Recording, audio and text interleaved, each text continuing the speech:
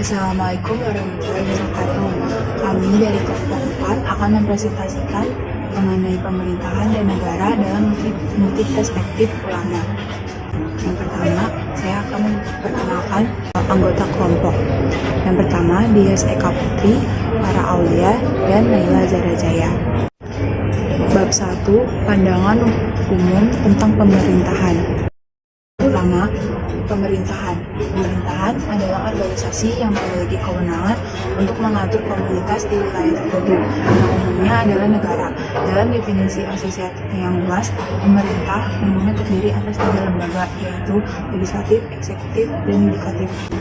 Lalu yang kedua, sistem pemerintahan. Sistem pemerintahan adalah hal yang paling mendasari negara. Sistem hubungan teman kerja antara lembaga-lembaga negara atau hubungan antara eksekutif dan legislatif dikelompokkan dalam 3 sistem.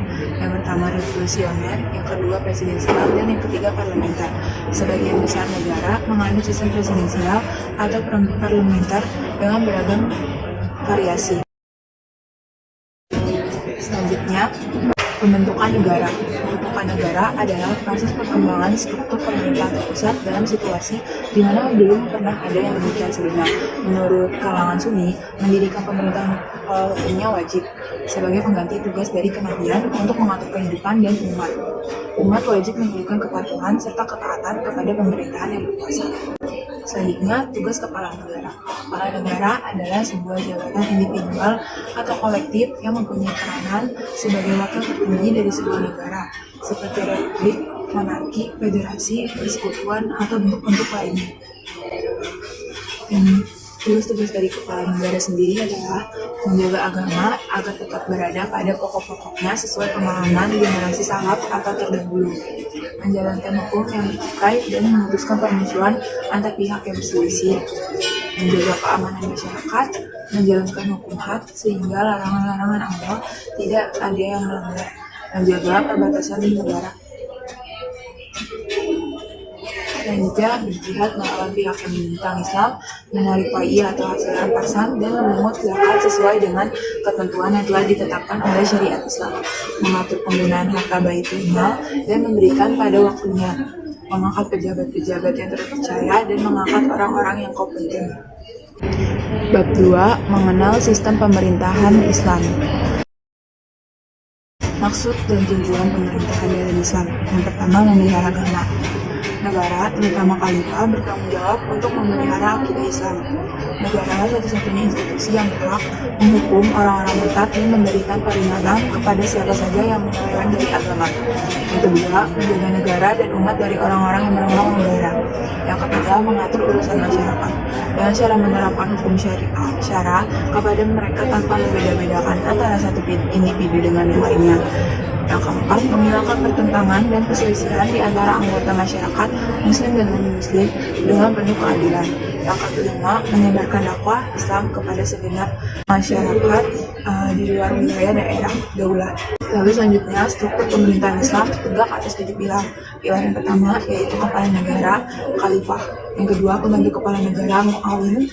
Muawin terbagi dua, yaitu tauhid dan tanfidz. Yang ketiga, gubernur atau wali. Yang keempat, panglima perang atau amirul jihad dan angkatan bersenjata. Yang kelima, lembaga peradilan atau kadli. Yang keenam, aparat administrasi atau jihazul idari.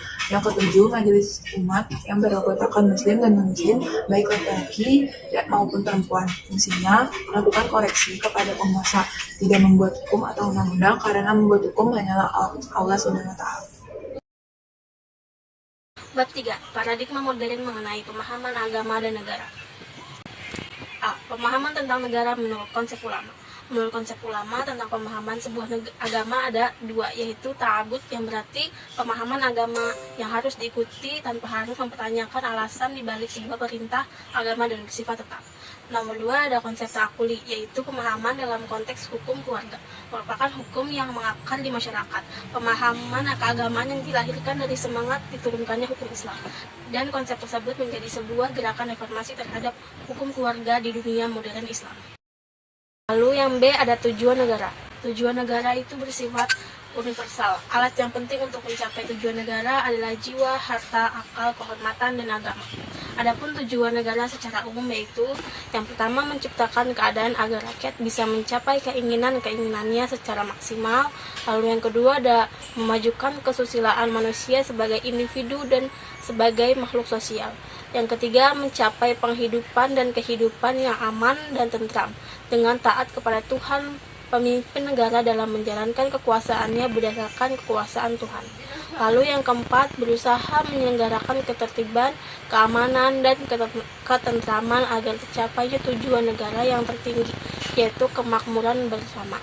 Yang kelima, memelihara dan menjamin terlaksananya hak-hak asasi manusia. Kemudian, kekuasaan penguasa dibatasi oleh hak-hak asasi manusia. Bab 4. Implementasi nilai politik dengan praktik politik. Masyarakat kita masih banyak yang berpendapat bahwa politik itu kotor dan harus dijauhi, sehingga anggapan seperti itu membuat masyarakat kita sangat apatis, a priori, dan alergi dengan politik dan segala sesuatu yang berhubungan dengannya. Padahal politik tidak selamanya buruk, padahal politik itu keseharusan yang tak bisa dihindari. Karena secara praktis, politik merupakan aktivitas yang mulia dan bermanfaat, karena berhubungan dengan perorganisasian urusan masyarakat atau publik dalam bentuk yang sebaik-baiknya. Menurut Zerlukan menyatakan secara garis besar paling tidak ada 3 paradigma pemikiran tentang hubungan agama dan negara. Pertama, paradigma sekularistik, kedua paradigma formalistik, ketiga paradigma substansialistik. Pertama, paradigma sekularistik yang mengatakan bahwa Islam tidak ada hubungannya dengan negara, karena Islam tidak mengatur kehidupan bernegara atau pemerintahan. Ali Abdul Ar-Razik menjelaskan pandangannya dengan beberapa prinsip. Prinsip pertama, tidak adanya sistem khalifah dalam Al-Quran dan Sunnah. Bagi umat muslim, posisi seorang khalifah ada di dalam posisi Rasulullah SAW. Tidak hanya menangani kasus agama, tetapi juga kasus dunia. Abdul Ar-Razik menolak semua alasan di atas. Menurutnya, Al-Quran dan hadis tidak mengemukakan persoalan tersebut, melainkan hanya pernyataan-pernyataan umum agar menghormati mereka yang memegang kekuasaan. Dalam kehidupan sehari-hari, manusia memang membutuhkan seorang pemimpin yang dapat menata kehidupan manusia. Tetapi pemimpin yang dimaksud bukanlah seorang khalifah, tetapi dapat bermacam-macam gaya dan keunikan. Kedua, paradigma formalistik, yaitu menganggap bahwa Islam adalah agama yang paripurna, yang mencakup segala-galanya, termasuk masalah negara atau sistem politik. Menurut Zerlukan, menyatakan aspek politik yang hendak menjadikan Islam sebagai pondasi pemerintahan dalam segala dimensinya inilah yang ditampilkan oleh gerakan Ikhwanul Muslimin di Mesir, yang mempunyai pengaruh yang cukup luas bagi umat Islam di berbagai belahan negara. Gerakan ini merupakan gerakan politik yang akan memberikan perbaikan terhadap pemerintahan yang juga ada hubungannya antara pemerintahan dengan rakyat. Keterlibatan pandangan formalistik terhadap Islam diantaranya adalah melahirkan suatu kecondongan memahami Islam dalam arti yang sebenarnya, bukan hanya mementingkan dimensi luarnya saja, sehingga dimensi lainnya dari pedoman Islam menjadi terlupakan. Hal ini memberikan suatu dampak bagi kaum muslim, yaitu dapat menghambat untuk mengerti pesan-pesan dalam Al-Quran sebagai panduan kehidupan manusia. Yang ketiga, paradigma substansialistik yang menolak pendapat bahwa Islam mencakup segala-galanya dan juga menolak pandangan bahwa Islam hanya mengatur hubungan antara manusia dan penciptanya semata. Menurut paradigma ini, seperangkat asas dan nilai mengenai kehidupan masyarakat, termasuk sistem pemerintahan, telah dimiliki oleh agama Islam. Menurut Zerlukan menyatakan dalam perspektif Muhammad Abduh, hakikat pemerintahan Islam tidak bersifat keagamaan, tetapi betul-betul bersifat keduniawian. Pemerintahan Islam bersifat keduniawian karena pemerintahannya didasarkan atas demokrasi kedaulatan manusia yang dijunjung tinggi. Manusia memiliki kebebasan memperoleh hak dalam kehidupan yang telah diatur oleh pemerintahan negara, seperti kebebasan dalam mengutarakan pendapat. Islam bukan hanya sekedar agama saja, tetapi Islam memiliki kaidah yang mengatur hubungan antar umatnya. Hubungan antar umat inilah yang menjadi tugas dari seorang pemimpin negara dan jajaran pemerintahannya. Pemimpin negara dipilih dan juga dapat diberhentikan oleh rakyat, maka pemimpin inilah yang bertanggung jawab atas rakyatnya.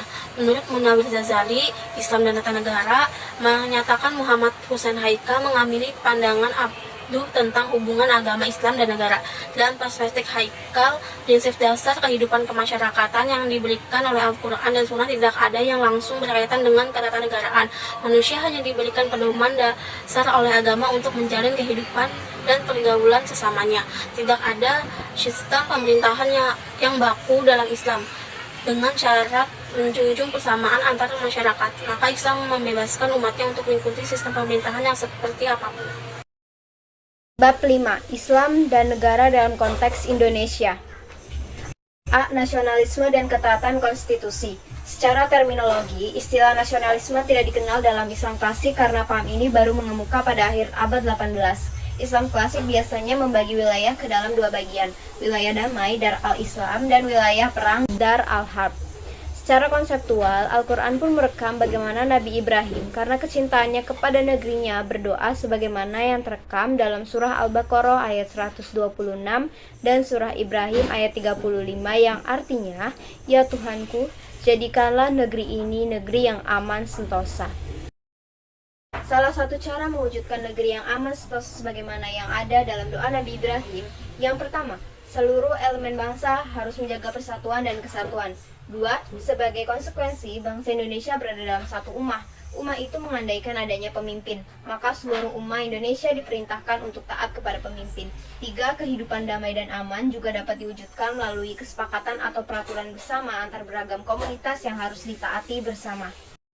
Dengan adanya peraturan bersama, maka satu kelompok tidak boleh mengusir kelompok lain. Al-Quran benar-benar memberi tuntunan yang sangat baik bagaimana berinteraksi dengan kelompok lain yang harus lemah lembut, tidak keras kepala, dan memberikan maaf kepada mereka yang bersalah serta mengedepankan musyawarah sebagaimana yang terangkum dalam Ali Imran ayat 159. B. Mengelola kebinekaan dan kewarganegaraan. Dalam sejarah Islam, selama memerintah di Madinah, Muhammad tidak pernah memaksa masyarakat non-muslim untuk mengikuti agama penguasa atau Islam. Bahkan melalui perjanjian di antara semua penduduk Madinah ditetapkan dengan dasar-dasar toleransi demi terwujudnya perdamaian dan kerukunan. Dalam konteks negara Indonesia, di mana terdapat kebinekaan dalam bidang agama, ras, suku, dan bahasa, negara harus bersikap adil kepada seluruh warga negaranya dengan memenuhi hak dan kewajibannya, tanpa membedakan satu kelompok dengan kelompok lainnya.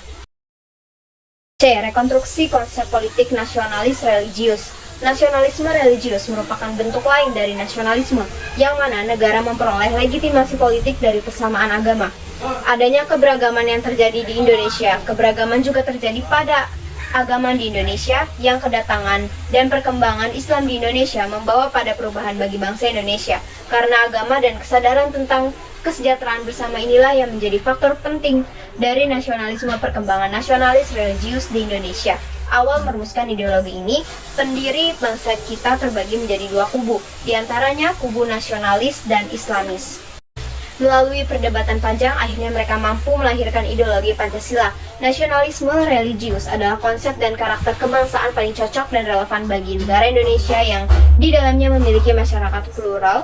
Sedangkan Pancasila merupakan halimasawa atau titik temu pluralitas agama, etnis, dan budaya yang menjadi ideologi dan dasar negara. Untuk menyebut contoh pengisian Pancasila dengan nilai Islam dimaksud adalah perintah Al-Quran tentang musyawarah dalam Quran Surah Ali Imran ayat 159, Asy-Syura ayat 38. Sebagaimana dengan kecintaan dengan tanah air, tentunya jiwa semangat nasionalisme ada pada diri setiap umat. Adapun semangat nasionalisme yang tergambar dalam Al-Quran dijelaskan dalam Surah Al-Fil ayat 1-5. Sekian presentasi dari kelompok kami, kurang lebihnya mohon maaf, semoga bermanfaat. Wassalamualaikum warahmatullahi wabarakatuh.